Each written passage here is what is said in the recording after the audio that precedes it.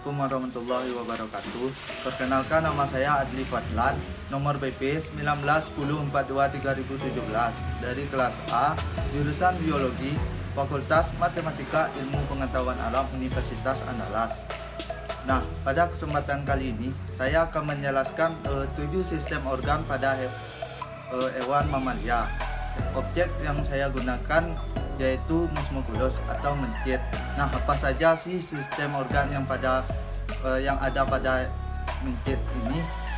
Mari saksikan dan simak video berikut ini.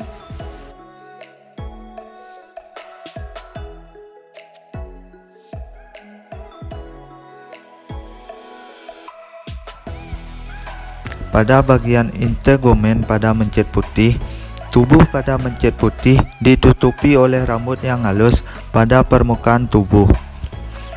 Tubuh dapat dibedakan atas 3 bagian, yaitu caput, trunkus, dan cauda.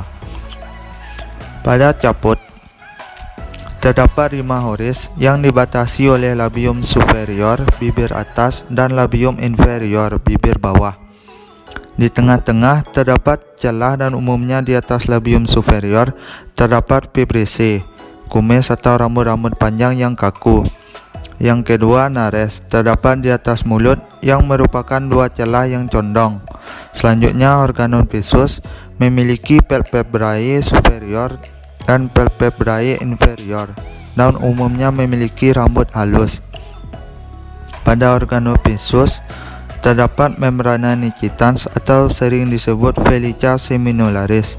Di belakang organopithecus terdapat auriculae atau pinnae yang biasa disebut daun telinga sebagai corong dari forus externa, yang biasa disebut lubang telinga luar, yang selanjutnya ke alat pendengar. Yang kedua yaitu trunkus. Trunkus dihubungkan dengan caput oleh leher yang pendek yang biasa disebut column atau cervix. Trunkus dapat dibagi menjadi beberapa daerah.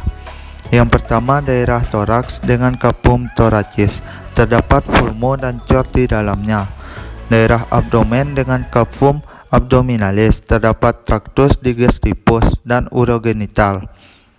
Daerah dorsum, terbiasa disebut punggung, daerah glutae, dan daerah inguinal, lipatan paha. Dan yang ketiga yaitu cauda. Cauda terdapat 2 bagian, yang pertama anus dan yang kedua papilla mamae.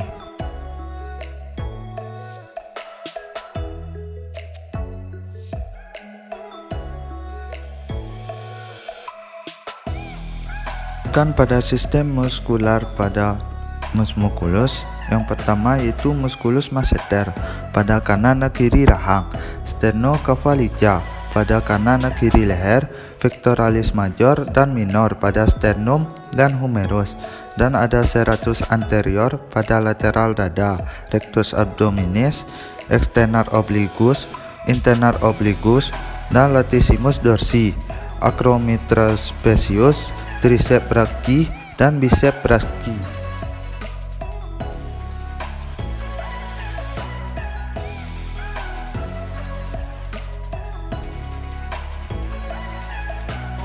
Sistem selanjutnya yaitu sistem digestivum atau sistem pencernaan.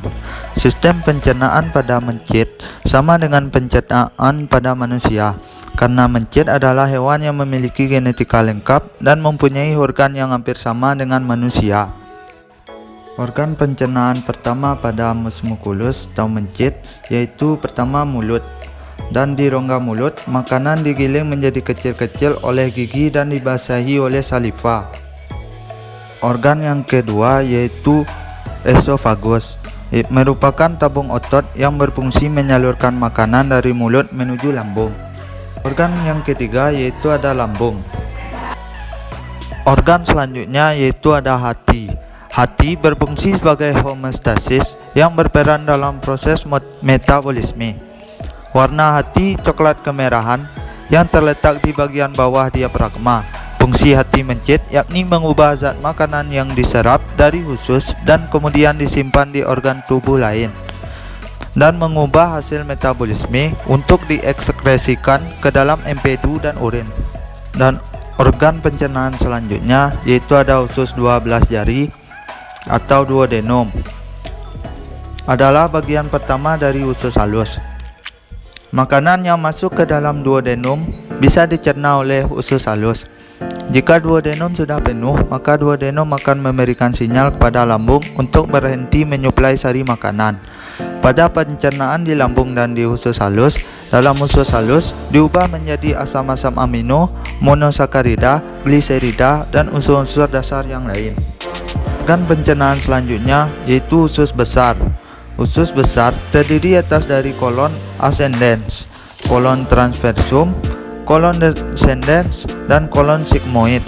Usus besar menghasilkan sekret yang berfungsi menyerap air dan elektrolit dari tinja. Pada saat mencapai usus besar, isi usus berbentuk cairan, namun pada saat mencapai rektum, bentuknya menjadi padat. Yang terakhir yaitu ada rektum. Rektum merupakan bagian dari sistem pencernaan manusia dengan panjang 10-15 cm dan letaknya berada di bagian akhir usus besar yang paling dekat dengan anus.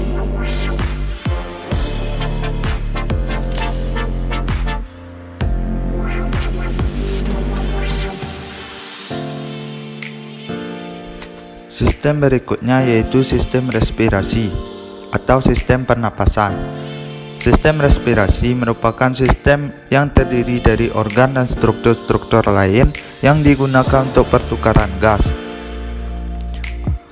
Organ pada sistem respirasi terdiri dari hidung, faring atau pangkal batang tenggorokan, bronkos atau percabangan antara paru-paru kanan dan paru-paru kiri, bronchiolus dan alveolus.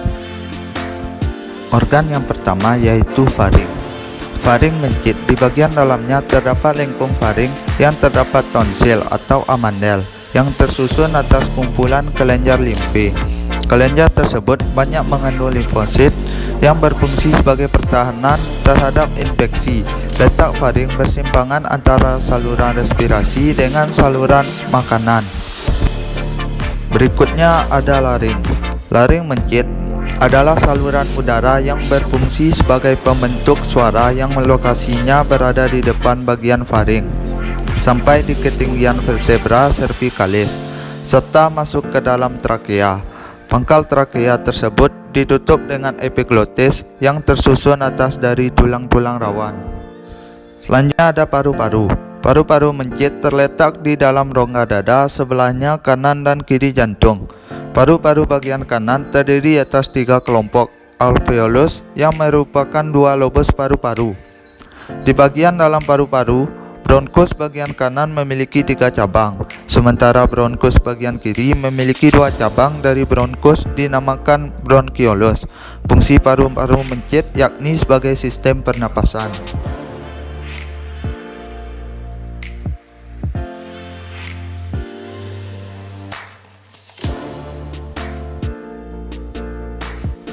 Sistem berikutnya yaitu sistem sirkulasi. Adapun organ pada sistem sirkulasi yaitu jantung. Jantung mencit berada di atas rongga dada sebelah kiri, di atas diafragma. Jantung terdiri dari 4 ruang dan terbungkus atas laput perikardia. Perikardia tersusun atas 2 lapisan yaitu lamina parietalis dan lamina visceralis. Di antara kedua lapis tersebut terdapat cavum perikardia yang berisi cairan perikardia. Jantung mencit tersusun atas 4 ruang, yakni 2 atrium atau serambi dan 2 vertikel atau bilik. Dari atrium kiri, darah mengalir ke ventrikel kiri melalui katup bikuspid. Kontraksi ventrikel akan menutup katup bikuspid dan membuka katup aortik pada lubang masuk ke aorta. Cabang-cabang yang pertama dari aorta terdapat tepat di dekat katup aortik. 2 lubang menuju ke arteri-arteri koroner kanan dan kiri. Kemudian, darah diangkut oleh venul menuju ke vena koroner yang bermuara ke atrium kanan. Sistem sirkulasi bagian ini disebut sistem koroner. Adapun mekanisme pada sistem sirkulasi, yang pertama yaitu darah kotor dari tubuh masuk ke atrium kanan. kemudian melalui katup yang disebut katup tricuspid mengalir ke ventrikel kanan.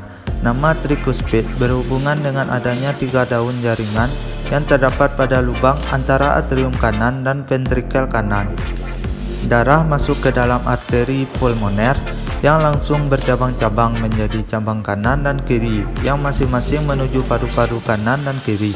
Arteri-arteri ini bercabang pula sampai membentuk arteriol. Arteriol memberi darah ke pembuluh kapiler dalam paru-paru. Disinilah darah melepaskan karbon dioksida dan mengambil oksigen.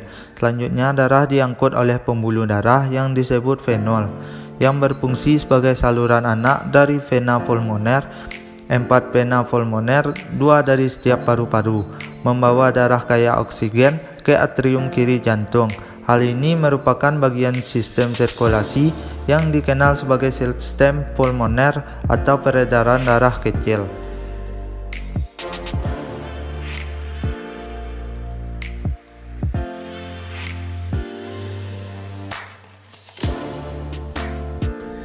Organ-organ pada sistem saraf terdiri atas serabut saraf yang tersusun atas sel-sel saraf yang saling terhubung dan esensial untuk persepsi sensoris indera, aktivitas motorik volunter dan involunter organ atau jaringan tubuh, dan homeostasis, berbagai proses fisiologis tubuh.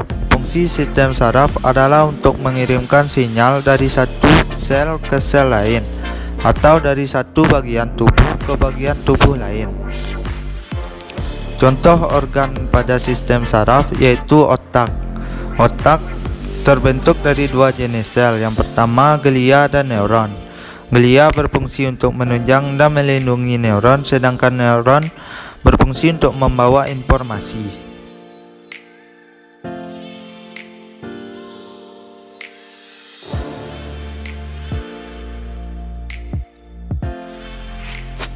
Sistem endoskeleton pada musculus. Bagian skeleton pertama yaitu skelet aksial.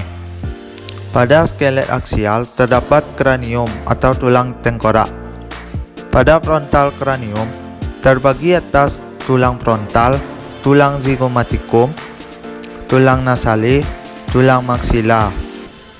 Pada lateral kranium terbagi atas tulang occipital, tulang parietal, tulang temporal, almagna, processus, mastoideus, dan tulang mandibula.